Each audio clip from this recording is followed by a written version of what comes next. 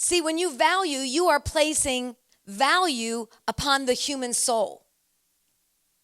The validation of the human soul cannot coexist with prejudice, injustice, or discrimination of any kind. You can't value someone and have an act of injustice against them at the same time. See, what happened in nations, they have to devalue a person. So let's say in Germany, we had to devalue the Jews. We had to say that they were not human. They had to do all these things to devalue them, which gave them an emotional license to destroy them. If we can take away the value of something, we can treat it any way we want to treat it. But if we see something as valuable, we're going to protect it, invest into it, sacrifice for it, and treat it as valuable. Can you imagine what marriages would be like if they just took what I've just said? What communities would be like? What organizations would be like if we had high levels of validation quotient? Look at this.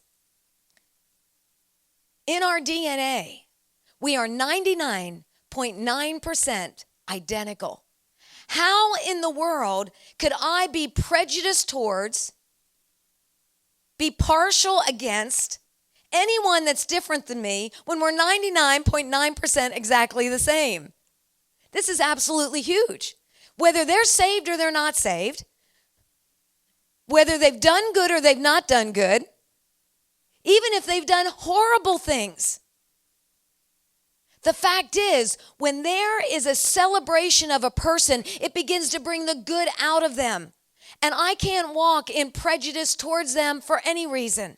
And that's not just a race thing. It could be rich and poor. It could be young and old. It could be man and woman. It could be whatever nation or whatever a person's from, whatever they're believing.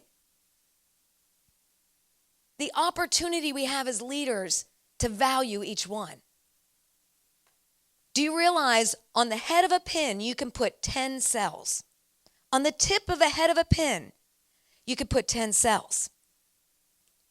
And in each cell, there are 3 billion DNA strands. So that means on the head of a pin, you have 30 billion DNA strands. That just blows my mind. But according to Peter Demarest, he's an expert in axiogenetics, and I'll explain what that is in a little bit. He said there is mounting evidence that certain moral values may even be embedded in our DNA. So they are discovering that in the DNA strand, there could be embedded moral values. So when I start speaking value to a person, I'm speaking to every DNA strand in their entire body. I'm speaking to their potential. I'm speaking to who God created them to be. See, God is not the father of all, but he is the creator of all. So if he's the creator of every human being, even within their DNA, scientists are beginning to discover that those moral values are embedded in the DNA. And I feed that value. What am I doing for that person? How am I opening their heart and opening their soul and even impacting their very body by valuing them? What an awesome opportunity we have.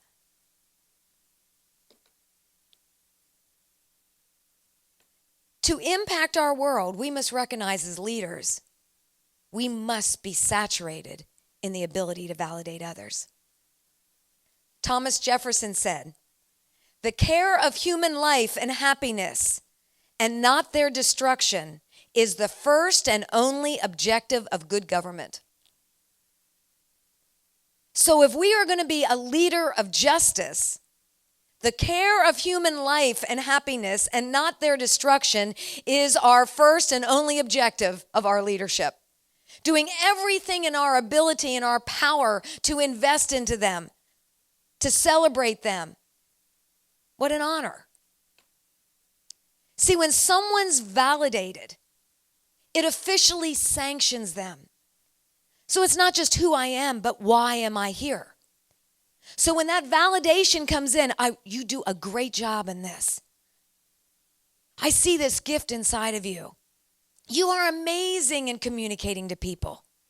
And you begin to speak in to what they're good at and their skills and their abilities and their passions.